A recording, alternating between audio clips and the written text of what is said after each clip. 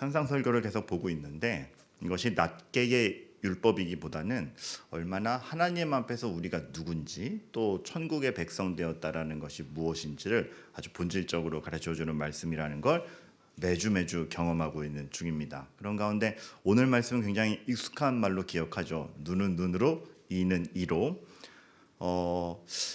눈은 눈으로, 이는 이로 하지 말라 한 다음에 39절에 바로 이렇게 말씀하시죠. 너희는 눈은 눈으로 갚고 이는 이로 갚을 수 있다라고 생각하지만 나는 너희에게 이르노니 악한 자를 대적하지 마라고 나갑니다. 그러니까 지금 그 당시 사람들은 눈은 눈으로, 이는 이로를 어떻게 적용했다라는 겁니까? 악한 사람에게. 그러니까 이런 식이었던 거죠. 그런 사람한테 그렇게 해도 돼. 당해보라 그래. 이러한 복수심이나 어떤 사람은 저런 잘못했는데 괴멸돼도 돼. 이런 식으로 생각하는 것이 실행으로 옮겨졌던 것 같습니다. 그런데 이것이 과연 그런 사람은 당해도 돼 내지는 복수심을 정당화하는 말씀인가라고 살펴봤을 때 그렇지 않죠. 율법으로 주어졌을 때 신명기 말씀에서도 이 율령이 주어지는 걸 보면 꼭 여기서 시행됩니다. 어디서? 재판장에서. 그러니까 개인적으로 이걸 적용하거나 내가 당했으니까 너도 당해봐라는 심정이 아니라 재판장에서 증거를 갖고 공정하게 시행되는 것이었습니다. 다시 말하면 한 사람이 분노하거나 악의에 차서 행동하는 걸 워워 막으면서 우리 증거 보자, 그리고 서로의 정황과 얘기를 들어보자 하면서 재판장의 판결대로 할 때 적용되는 말씀이라는 걸 생각하면 사뭇 뉘앙스가 달라지죠. 우리가 흔히 율법은 법에 얽매인다라는 느낌으로 우리가 율법을 보지 않습니까? 그런데 성경에서 우리가 율법을 다시 보는 눈을 가져야 되고, 저도 기대하기로는 이제 주일날 출애굽기를 보는데 출애굽기가 이제 시내산에서의 어떤 언약식까지 끝나면 뭘 만들고 무슨 법을 정하고 이런 게 많아집니다. 그런데 그 법을 볼 때 딱딱한 법으로 법에 얽매인다로 보는 것이 아니라 하나님의 뜻을 반영한다라는 차원에서 여러분들 율법을 이해하셔야 됩니다. 율법은 법 그러면 벌써 우리가 면밀하고 무섭고 하지 않습니까? 그런데 율법은 하나님의 뜻, 성품이 반영된 것이기 때문에 취지를 알고 제대로 실행되면은 하나님의 인격을 우리가 맛볼 수 있는 것입니다. 그래서 모세가 그런 취지를 알았기 때문에 천부장, 백부장을 세우는 것도 관리인을 많이 나서 엄격히 감시한다가 아니라 하나님의 뜻이 곳곳에 퍼지기를 바라는 것이었고, 여러분 사사기에서 사사가 뭡니까? 사사. 이게 한문으로 되어 있지만 요즘 말로 하면은 재판장입니다. 하나님께서 혼란한 사사 시대 때 지도자를 보내는데 그 지도자들의 이름을 사사라고 합니다.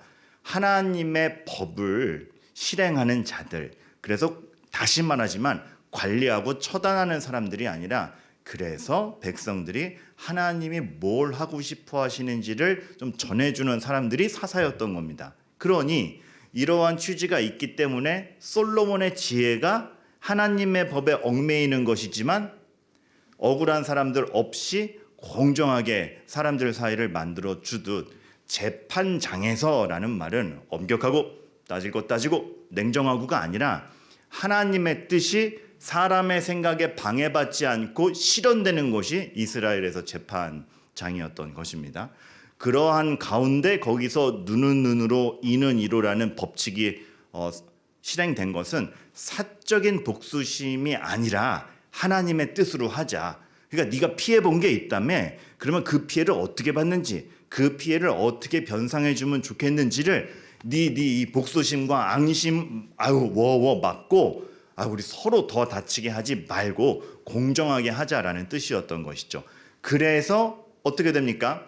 사적 복수심으로 서로 망가지고 끝나는 것이 아니라 하나님의 뜻 안에서 정당하게 줄 건 주고 받을 건 받고 잘못 인정한 건 인정하니 그 재판이 끝나면 형제 자매됨이 유지되는 것입니다.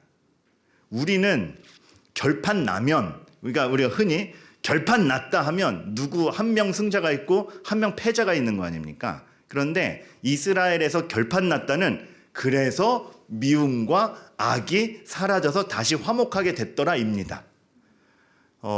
너 나 다치게 했으니까 너 맞고 너 벌받아 로 끝나는 것이 아니라 나 이렇게 됐잖아. 어우 미안해. 내 잘못 인정할게. 어떻게 해주면 좋겠니? 이거 회복시켜줘. 재판장에서 이 회복시켜줘야 된다. 회복시키고 다시금 그래 네가 이렇게까지 했는데 나도 널 용서한다. 형제 자매됨이 유지되는 거. 그게 재판이었던 것이고 그게 교회였던 것입니다. 그러니까 교회는 항상 이런 것들을 시행해야 됩니다. 에베소 교회가 놓쳤던 것이 이것이죠. 법, 진리, 수호됐죠. 아주 규칙 잘 서고 누구도 틈타지 못할 정도로 잘 섰죠. 그러나 주님의 아주 냉정한 지적 중에 하나 뭐였습니까? 그런데 처음 사랑을 잊었느니라. 그 사랑을 까먹고 시행된 법은 교회됨의 교회됨의 본질을 보일 수가 없는 것입니다. 우리가 이러한 것들을 생각할 때 교회에서 행하는 많은 행동들을 정말 한 번 더 생각하고 상대방을 위하는 것인가를 생각하게 되고 하나의 행동도 지혜롭게 하게 되는 것이죠. 어려운 가정이 있었어요. 근데 저희 그 젊은 집사님 한 분이 그 애들한테 이렇게 주일에 와가지고 딴 애들이랑 같이 야 니네들 이거 받아. 이게 세뱃돈 봉투를 주는 거, 빈 봉투를 주는 거예요. 빈 봉투. 니네 예의가 있으면은 와서 인사해. 내가 봉투 채워줄 테니까 하고 간 거예요. 그러니까 모양새는 마치 이 사람이 귀찮게 인사를 하러 오게처럼 보였잖아요. 근데 실상은 뭡니까? 주고 싶은 거죠. 근데 불쌍하니까 너 이거 얹어줄게 이게 아니고 인사하러 와. 정말 애들이 요즘에는 예의를 몰라. 야 니네들 봉투 들고 우리 집으로 와. 네, 그건 너 오라고 너 봉투 줬다 이렇게 해버리니까 초청도 되면서 그 모양새가 불우이웃돕기 이게 아니라 재미지게 되는 것이고 그 아이들은 그 봉투 들고 와서 인사하고 넉넉히 용돈 받고 이렇게 되는 걸 봤어요. 지혜로운 거죠. 어떤 내가 도와준다라고 해서 상대방이 밑으로 가는 모양새가 아닌 형제로서 내 조카 놀러와 그거를 유지하면서 그 넉넉히 채워주고자 하는 그러니까 얼마나 고민이 됐겠고 자기가 주는 입장인데 봉투도 다 이렇게 마련해야 됐고 일부러 막 나눠줘야 되고 얘네만 하면은 상처받을 막 괜히 딴 애들에게도 더 주고 그런 것들 그러니까 간략한 예의지만 그렇게 우리는 행간에서 하나님의 사랑이 어떻게 번져가고 또 형제 자매됨을 유지할 것인가 그런 것을 보아가는 것이죠. 주님도 마찬가지였습니다. 베드로가 3번 부인하고 다시 만났을 때 봐줄게가 아니라 완전한 회복으로 이끄셨죠. 너 봐준 애 다음엔 그러지 마. 그래서 베드로가 예수님 앞에서 민망하게 한 게 아니라 따뜻하게 온전히 회복하도록 도와주신 것을 봅니다. 봐주는 정도가 아니고 베드로가 다시 나와 사랑으로 교제할 수 있는 제자가 되기 위해서 이렇게 높여주시는 그래서 참 모닥불 앞에서 배신한 베드로에게 모닥불을 재현하시면서 3번 배반한 베드로에게 3번 질문함으로써 어쩌면 더 건드리는 걸 수 있는데 베드로 입장에선 그 3번을 다 만회하는 거죠. 그래서 주님 앞에 아무런 생채기가 남지 않고 다시 갈 수 있는 회복을 주시는 것 그런 것이 이루어지는 게 어디다? 재판장에서. 그래서 재판장에서 이루어진다라는 것 눈은 눈으로 이는 이로라는 원리는 이러한 많은 지점을 담고 있습니다. 우리 안에서 어떤 것들이 이렇게 문제가 있으면 해결해야 되고 문제가 있으면 누가 잘못했는지 봐야 되는데 그래서 잘못한 사람이 처벌받고 망신을 당한다가 아니라 그래서 그 문제 때문에 악함이 생기지 않고 복수심이 생기지 않고 둘 다 회복되어 다시 교회를 이룰 수 있느냐 그 취지에서 이루어진 게 눈은 눈으로 이는 이로입니다. 어떤 분은 이런 질문을 할 수 있어요. 그런데 사람이 재판하는 거다 보니 아무리 공정하게 한다 한들 억울함이 생길 수 있지 않겠느냐. 자, 여기서 우리는 최대한 공정하고 최대한 사실대로 재판을 하려고 노력을 해야 됩니다. 사랑을 머금고. 그런데 인간이기 때문에 그런 부족분이 생길 수 있지요. 그러나 적어도 우리는 우리의 취지는 그러니까 아닌 거 그냥 대충 넘어가자라는 차원이 아니라 우리의 기본적인 마음은 재판장에 그것을 맡기겠다라는 것에 있어서는 그만큼 하나님이 일하심을 믿는다를 담보하고 가는 겁니다. 하나님이 저 재판장을 통해서 하나님 말씀과 지혜대로 시행된다면 일하시겠지. 그거에 대한 하나님에 대한 신뢰를 보고 가는 것이지 내가 억울한 거 안 당해야지 다 갚아줘야 돼라는 마음을 최대한 줄여가는 걸 의미한다라는 건 우리가 보게 되는 것이죠. 그래서 이 눈은 눈으로 이는 이로 이렇게 된다라고 말씀한 다음에 39절에 아까 말씀드렸듯이 바로 이어지는 게 그 악한 자를 대적하지 말라. 누구든 네 오른뺨 찍어도 왼뺨도 돌려대라로 가는 것입니다. 그런 말이 있죠. 미움에 응수하기 위해서는 더 큰 미움을 가져야 된다. 악한 자에게 복수하기 위해서는 내가 더 악해져야 된다라는 말이 있습니다. 그 복수는 어찌 보면 그 자체로 심판입니다. 왜? 내가 그만큼 악해지는 것이기 때문에 하나님은 지금 그것을 방지하기 위함이죠. 답답하게 오른뺨 맞았는데 왜 왼뺨을 대요? 그러니까 이거는 무식하게 참아라가 아니라 우리는 악함과 미움으로 움직이는 사람들이 아니다를 얘기하는 겁니다.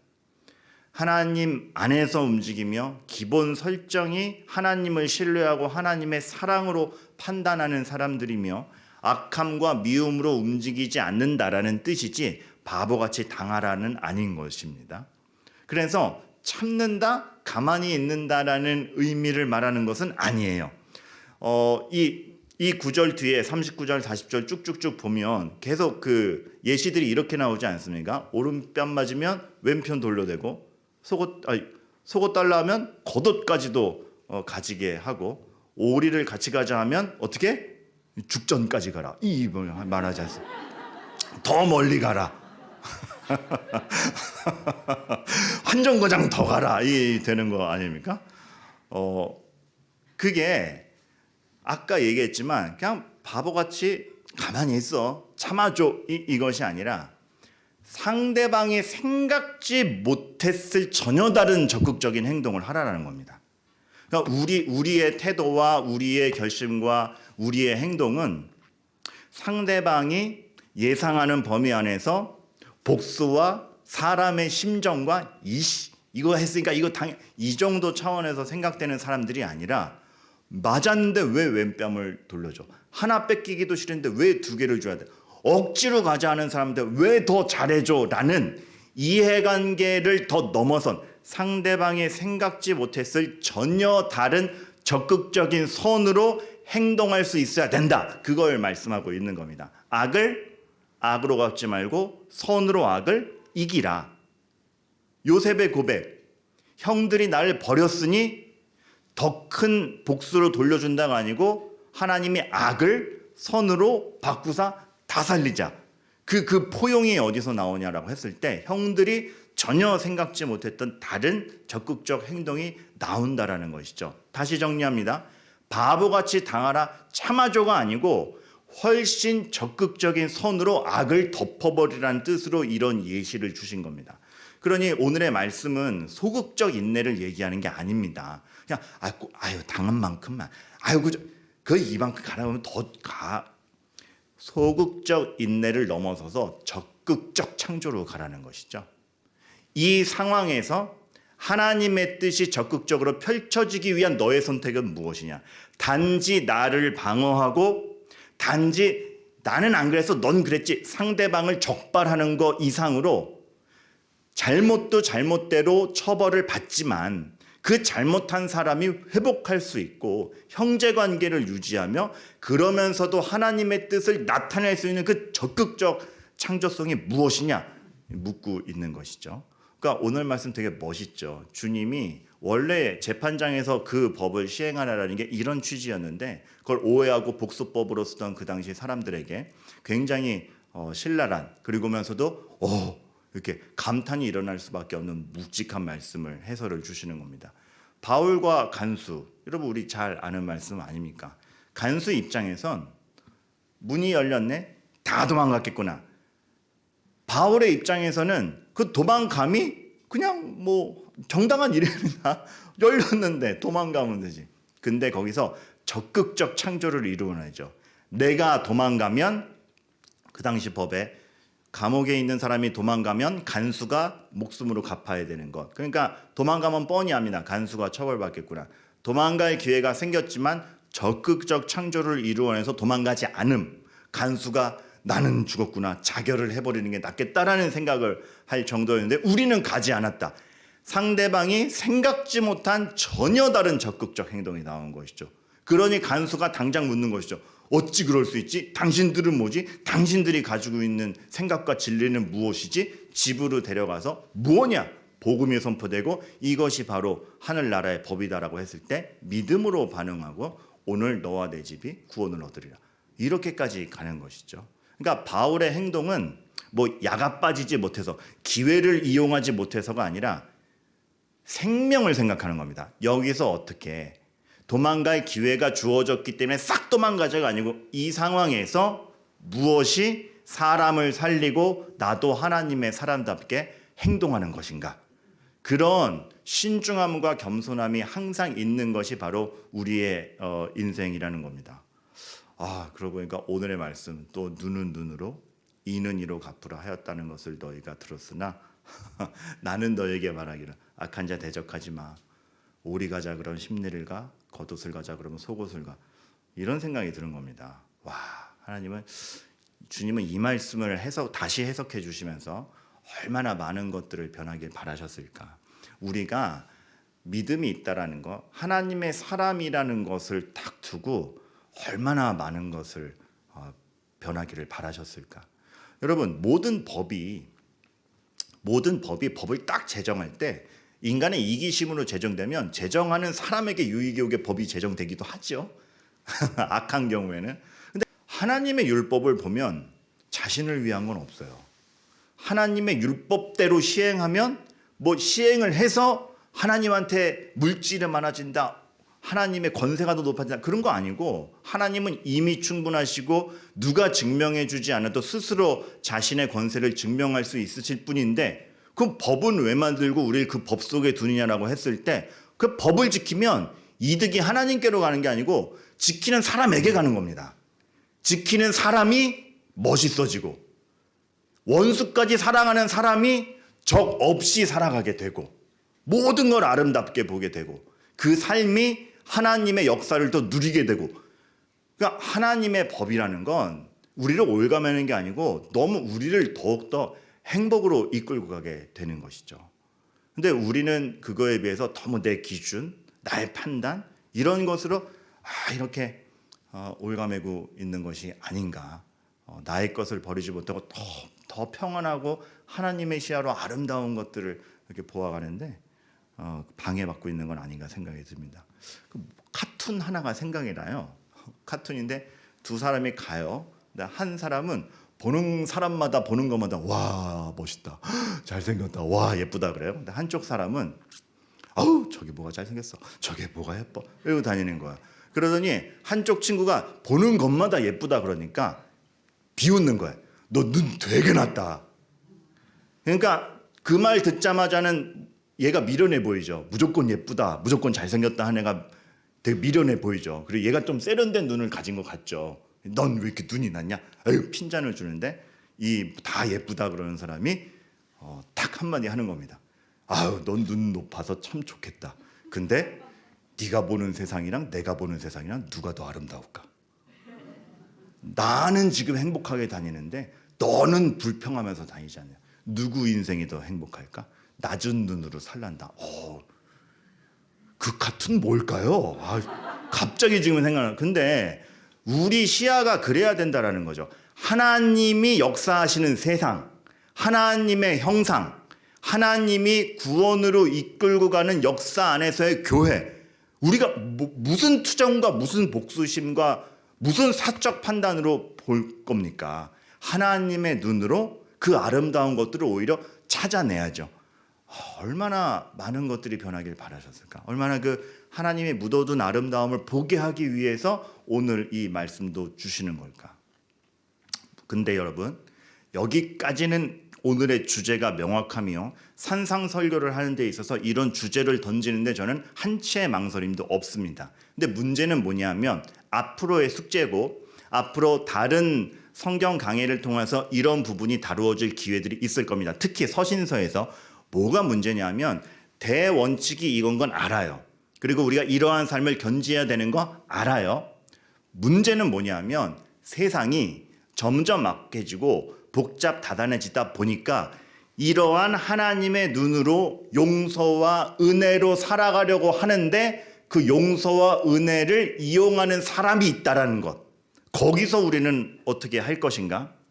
공의롭다라고 세상도 외치고 있는데 처참한 처벌이 공의라고 이해하는 사람 앞에서 우리는 우리의 주장을 어떻게 해야 될까? 죽어도 싸라고 하는 사람 앞에서 자칫만 잘못했다가는 마치 악한 사람을 놔주자라고 하는 오해를 불러일으킬 수 있고 그것도 우리 취지는 아니고 그런데 그것만이 공의라고 이해하는 사람들 앞에서 우리는 어떠한 행동을 해야 될까? 그리고 유약함을 은혜로 착각하는 또 이 착한 사람이 있어요. 아유 참아내야 돼요. 아 제가 맞을게요. 아 이건 또 오늘 말씀 보면 제가 말씀드리지 않았습니까? 소극적 인내가 아니고 적극적 창조인데 그냥 당하고 사는 걸 은혜로 착각하는 사람 별의 별 상황이 다 있을 겁니다. 거기서 우리가 처신해 가야 될 거는 숙제로 남겨드리며 우리가 이 대원칙을 선명히 하는 가운데 그것들을 설명해 가야 됩니다. 왜냐하면 우린 그 속에 살고 있으니까 그런 것들을 마주하게 되니까 그리고 선명한 진리 앞에서 그 진리 들고 우리 자녀들이 나갈 때 맞닥뜨리는 현실이 다르니까 엄마 이거 어떻게 된 거야? 엄마 말대로 했는데 이렇게 됐잖아 라고 할 때 다시금 더 한층 높이 해줄 말을 우리가 준비해놔야 되는데 그것들이 무엇인가? 많은 숙제가 있죠. 그리고 여기에 여러분의 이러한 생각들이 대원칙이 흔들리지 않기 위해서 마지막으로 하나 이 고민 가운데 하나 말뚝처럼 딱 박을 것 중에 하나는 이 모든 것이 설명이 될 것이고 우리는 그렇게 살 수 있을 것입니다. 왜냐하면 우리 대신 복수당하신 주님이 있기 때문에 그렇습니다. 어떻게 보면 눈에는 눈, 이에는 이라는 그 공의의 법 앞에 죄 앞에 죄 하나님의 영광을 훼손한 죽음으로 갚아야 되는 우리의 말하자면 하나님의 진노를 주님이 대신 받으셨기 때문에 지금 이 실행들이 가능한 건데 마땅히 고민해야죠. 마땅히 실행해 가야죠. 그것을 전해야 되는 것이죠. 여러분 그러니까 결국 산상설교를 여러분들 들으면 들을수록 뭐가 선명해지냐면 예수님이 선명해져요. 정말 선명해져요. 그래서 저는 오히려 이 크리스마스가 다가오면서 우리가 주님의 오심에 대해서 참 또 한 번에 기억을 하고 마음을 잡아갈 때 산상설교를 보아가는 게 참 복이라 생각됩니다. 우리 안에 그 진정한 의미가 무엇인지를 더욱더 깨달아가기를 바라고 그리고 아까 처음에 얘기했듯이 이경돈 목사님이 이제 캐롤을 부를 때가 되었습니다. 그래서 산타만 부르지 마라. 그러고 했는데 그렇죠. 예수님을 선명하게 하는 찬양들을 하는 것을 보면서 참 우리에게 매일매일 캐롤이 주어진 게 아닌가라는 생각이 듭니다.